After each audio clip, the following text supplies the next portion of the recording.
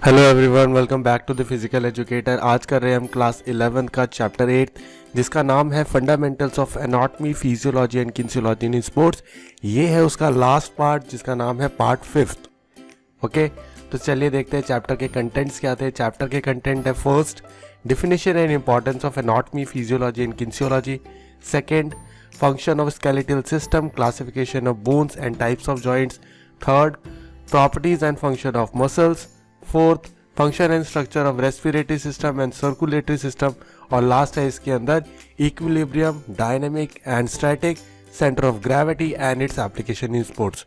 तो हमने सारे पार्ट्स कवर कर लिए हैं। हमने फर्स्ट वीडियो के अंदर फर्स्ट पार्ट किया और कंटिन्यू करते करते हमने सारे पार्ट्स को कवर कर लिया है। अब लास्ट टॉपिक रहता है जो कि कवर हो जाएगा इस पार्ट के अंदर। सो दैट्स इट। इसके बाद ये चैप्टर हो जाता है ख़त्म। तो चलिए शुरू करते हैं।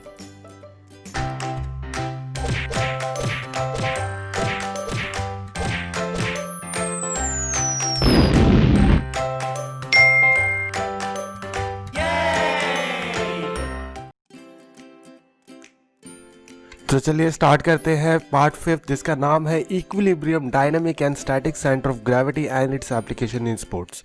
तो इस चैप्टर के अंदर सबसे हम पहले बात करेंगे इक्विलिब्रियम की। इक्विलिब्रियम क्या होता है? जैसे कि अगर कॉमर्स के स्टूडेंट हो तब तुम्हें पता होगा इक्विलिब्रियम क्या होता है, क्योंकि ये एक ऐसी पोजीशन होती है जहाँ पे दो चीज़ें बहुत इक्वली लेवल पे होती है, एक दूसरे को कॉन्ट्राडिक्ट करती है।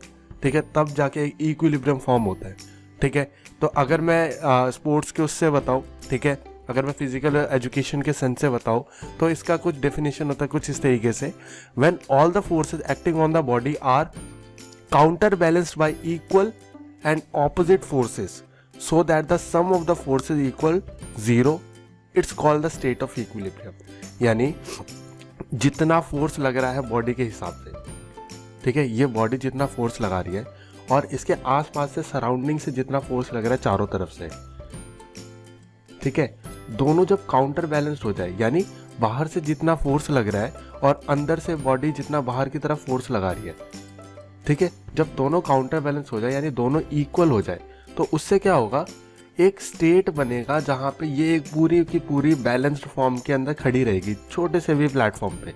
ठीक है, तो ये स्टेट ऑफ क्या है? ये स्टेट ही है इक्विलिब्रियम।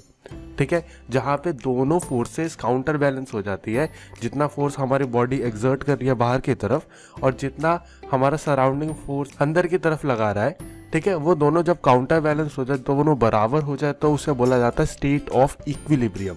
ठीक है, यहाँ पे कोई भी फोर्स सरपास नहीं करती एक दूसरे को। ओके, अच्छा, इसके अलावा एक डेफिनेशन और दी जा सकती है जिसको बोल सकते हैं it is defined as the state of balance. यहाँ पे एक प्रॉपर बैलेंस फॉर्म होना, बैलेंस तभी फॉर्म होगा जब हमारी बॉडी एक्सर्ट जितना फोर्स करे वो इक्वल हो जाए हमारे इन्वायरमेंट के, हमारे सराउंडिंग के। और a stable situation where opposite forces cancel each other out and where no changes are occurring. ठीक है, तो ये है पूरी डेफिनेशन। कोई भी डेफिनेशन याद कर सकते हो, कोई फर्क नहीं पड़ता। आगे बढ़ते हैं, हम देखते हैं टाइप्स ऑफ इक्विलिब्रियम। इक्विलिब्रियम कितने टाइप के होते हैं? तो मेनली इक्विलिब्रियम होते हैं, एक होता है स्टैटिक इक्विलिब्रियम, दूसरा होता है डायनेमिक इक्विलिब्रियम। स्टैटिक इक्विलिब्रियम का अगर मैं फ़र्क बताऊं और डायनेमिक इक्विलिब्रियम से, तो स्टैटिक इक्विलिब्रियम का मतलब होता है एक ऐसा इक्विलिब्रियम, ठीक है, जहां पे सेंटर ऑफ ग्रेविटी जो होगी वो एक स्टेबल पोजीशन पे हो। ठीक है, यानी स्टैटिक इक्विलिब्रियम का मतलब कि हम बैलेंस बना रहे हैं किसी एक स्टेबल पोजीशन पे। जब हम हैंड स्टैंड करते हैं, ठीक है, जब हम हाथों के बल पे खड़े होते हैं, तो हम क्या कोशिश करते हैं कि हम बिल्कुल स्ट्रेट खड़े रहे, हम ना ज़्यादा आगे जाए ना ज़्यादा पीछे रहे, एक स्टेबल पोजीशन में, एक स्टैटिक पोजीशन में, बिल्कुल अपराइट पोजीशन में रुके रहे। ठीक है, तो जहाँ पे हम बैलेंस बनाने की कोशिश कर रहे हैं एक स्टेबल पोजीशन पे, ठीक है, एक पर्टिकुलर पोजीशन पे, दैट इज स्टैटिक इक्विलिब्रियम। अगर मैं बात करूँ डायनेमिक इक्विलिब्रियम की, तो dynamic equilibrium is a state where centre of gravity is in motion. ठीक है, यानी हम मोशन में ऑलरेडी है, हमारी बॉडी मूवमेंट में है, तब हम बैलेंस बनाने का कोशिश कर रहे हैं। ठीक है, मैंने एक बैक फ्लिप मारा, ठीक है, मैंने कार्टव्हील किया। कार्टव्हील होता है ना कि हाथ से घूमते घूमते घूमते घूमते ऐसे टर्न लेके आए। ठीक है, तो वो जब हम टर्निंग्स करते हैं, कुछ भी करते हैं, वहाँ पे क्या है, हम बैलेंस बनाने की कोशिश कर रहे हैं while our body is in the motion. ठीक है। तो जब मूवमेंट में हम बैलेंस बनाने की कोशिश करेंगे दैट इज डायनेमिक इक्विलिब्रियम। जब हम एक स्टेबल पोजीशन में इक्विलिब्रियम मेंटेन करेंगे, एक स्टेबल पोजीशन मेंटेन करने की कोशिश करेंगे दैट इज स्टैटिक इक्विलिब्रियम। ठीक है, चलिए आगे देखते हैं। आगे है हमारे पास प्रिंसिपल्स ऑफ स्टेबिलिटी। क्या चीज़ें हैं जो कि स्टेबिलिटी को प्रमोट करेगी, क्या ऐसी चीज़ें हैं जो कि स्टेबिलिटी पे फोकस करती है। तो बात करते हैं स्टेबिलिटी की अगर हम, तो स्टेबिलिटी का फर्स्ट आता है जो जितना नियर होगा हमारा सेंटर ऑफ ग्रेविटी से हमारा बेस, उतना ही स्टेबल पोजीशन में रहा जा सकता है। ठीक है, nearer the centre of gravity is to the base more the stability is attained. यानी हमारा सेंटर ऑफ ग्रेविटी जो है वो जितना क्लोज होगा हमारे बेस के साथ, बेस क्या है, जहाँ पे सरफेस, जहाँ पे हमारी कुछ ना कुछ बॉडी का पोर्शन टच हो रहा है, या कुछ ऐसा पोर्शन जिसके थ्रू मैं अपनी बॉडी को स्टेबल रख सकता हूँ। ठीक है, अच्छा सेकेंड आता है broader the base greater the stability. अच्छा, अगर मैं बोल रहा हूँ मुझे एक पैर पे खड़े होना है इतने से स्लेज पे, ठीक है, तो वो ज़्यादा मुश्किल होगा अगर मैं बोलूँ मुझे पूरा लेट के बैलेंस मेंटेन करना है, कि लेट को मैं बैलेंस मेंटेन करूँ कि मैं इधर उधर ना हो जाऊँ। ठीक है, तो जितना मैं अटैच रहूँगा ग्राउंड से, जितना मेरा बेस अटैच होगा हमारे सरफेस से, उतना ही ज़्यादा स्टेबिलिटी मिलेगी मुझे। ठीक है, एक बंदा सिंगल पैर पे खड़े होके उतना अच्छा बैलेंस नहीं मेंटेन कर पाएगा जितना एक पर्सन पूरा का पूरा लेट के बैलेंस मेंटेन करेगा। ओके, अच्छा नेक्स्ट आता है lower the centre of gravity higher the stability. ठीक है, सेंटर ऑफ ग्रेविटी जितना क्लोज होगा ग्राउंड के उतनी ज़्यादा स्टेबिलिटी होगी, जैसे कि अभी हमने देखा था।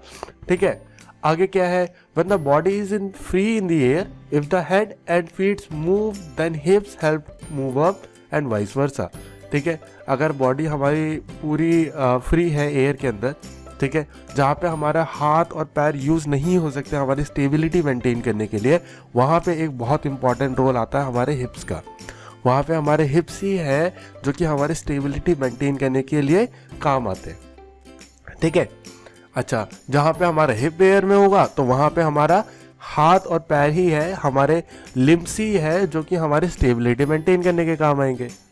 ठीक है, अच्छा नेक्स्ट है इसके अंदर body weight is directly proportional to the stability. जितना ज़्यादा बॉडी वेट उतना ही स्टेबिलिटी अटेन करेगी तुम्हारी बॉडी, क्योंकि जितना वेट होता है ना वो उतना पुल करती है तुम्हें ग्राउंड की तरफ, ग्रेविटी उतना ज़्यादा वर्क करती है तुम्हारे ऊपर। ठीक है, तो वो क्या करेगी, वो होल्ड करके रखेगी तुम्हें उस पोजीशन पे। ठीक है, तो ज़्यादा वेट क्या करता है, ज़्यादा वेट हेल्प करता है प्रोवाइड कराने में ज़्यादा से ज़्यादा स्टेबिलिटी। ओके, अच्छा तो आगे है इसके बाद सेंटर ऑफ ग्रेविटी के बारे में। ही सेंटर ऑफ ग्रेविटी क्या होता है, सेंटर ऑफ ग्रेविटी जस्ट एक पोजीशन है, जस्ट एक पॉइंट है जो कि हम मेंटेन कहते हैं, जहाँ पे हमारा पूरी बॉडी का मोस्टली पोर्शन जो है स्टेबलाइज होने के लिए लाई करता है। ठीक है, अगर मैं बताऊँ प्रॉपरली तो ये है the centre of gravity is the point at which all the body's mass seems to be located and the point about which an object would balance. ठीक है, तो सेंटर ऑफ ग्रेविटी क्या है, सेंटर ऑफ ग्रेविटी जस्ट एक point है जहाँ पे हमारा मोस्टली बॉडी मास जो है वहीं पे ही होता है। ठीक है, जैसे हमने बोला हमारा नाभि होती है। ठीक है, हमारी जो नाभि होती है वहाँ पे क्या होता है, हमारा मोस्टली हमारा बॉडी का सेंटर पार्ट हम उसको बोलते हैं, जो कि क्या करता है मोस्टली पूरा का पूरा बॉडी का पोर्शन वहीं पे लोकेट होता है। ठीक है, बॉडी का पूरा बॉडी मास वहीं पे फॉल करता है। ठीक है, अगर हम अपने कोर को इधर उधर करेंगे तो हमारी स्टेबिलिटी को मेंटेन करना मुश्किल हो जाएगा। तभी हमारी स्टेबलाइजिंग मसल्स, यानी हमारी एब्स की जो मसल होती है, हमारी एब्डोमेन की जो मसल होती है, हम उसको बोलते हैं हमारी स्टेबलाइजिंग मसल होती है, क्योंकि वही हमें स्टेबिलिटी प्रोवाइड कराने का काम करती है। बेशक हम भाग रहे हो, ठीक है, हम खड़े हो, हम कोई भी पोजीशन में हो, कोई भी एक्शन में हो, जो बेस है, जो हमारा एब्स है, ठीक है, जो हमारा सेंटर ऑफ ग्रेविटी है, यही वो चीज़ है जो कि हेल्प करेगा हमें हमारा बैलेंस मेंटेन करने के लिए, हमारा सेंटर ऑफ ग्रेविटी मेंटेन। ठीक है, it is a continuous changing during movement. अगर हम कोई भी मूवमेंट कर रहे हो, ठीक है, सेंटर ऑफ ग्रेविटी जो होगा वो हमेशा चेंज होता रहेगा। ठीक है, देखो अब रहेगा वहीं पे, चेंज कैसे होगा, चेंज हो जाएगी उसकी पोजीशन के अंदर। जैसे सेंटर ऑफ ग्रेविटी देखो कायदे से पहले यहाँ पे था तो इसके हिसाब से यहीं पे होना चाहिए था, लेकिन अब बॉडी चेंज हुई तो सेंटर ऑफ ग्रेविटी भी साथ साथ उसके चेंज हो गया। ठीक है, तो बैलेंस जो बनाया जाता है ना वो सेंटर ऑफ ग्रेविटी के ही हिसाब से बनाया जाता है। अच्छा, it help to improve the skills of the athlete. जितने अच्छी कंट्रोल होगा तुम्हारा सेंटर ऑफ ग्रेविटी पे, उतना अच्छे तरीके से तुम एक्शंस परफॉर्म कर पाओगे। ठीक है, तो बस यही है चीज़ें सेंटर ऑफ ग्रेविटी को लेके। अब कंट्रोल जितना पावरफुल होगा तुम्हारा सेंटर ऑफ ग्रेविटी पे, उतनी ज़्यादा स्किलफुल तुम्हारे मूव्स दिखेंगे। ओके, तो सो दैट्स इट। आगे जाते जाते लास्ट में एक टास्क है आप सभी के लिए। टास्क है क्या? Stand straight on one leg with other leg free in the air and note the time. ठीक है, आपको क्या करना है, एक लेग पे खड़े होना है। ठीक है, दूसरा लेग हवा में ही होना चाहिए, एक पैर पे ही खड़े होना है बस। और क्या करना है, उसी पोजीशन पे आपको टाइम नोट करना है कि कितनी देर तक आपका पैर हवा में रहा और कितनी देर तक तुम स्टेबल रहे। दूसरा क्या करना है, दूसरा वही सेम काम करना है, एक ही पैर पे खड़े होना है, एक पैर जो होगा वो हवा में होगा, आपको टाइम नोट करना है। लेकिन जब टास्क स्टार्ट करोगे आप अपनी आंखें बंद कर लोगे। ठीक है, अच्छा, दोनों के टाइम पे टाइम नोट करो, क्या टाइम में डिफरेंस आया। ठीक है, किस वजह से आया। ठीक है, वो दोनों चीजें आपको कमेंट सेक्शन के अंदर मुझे बतानी है। Okay, so that's it, thank you so much. जो नेक्स्ट वीडियो होगा वो होगा chapter 9। So subscribe to the channel and thank you so much.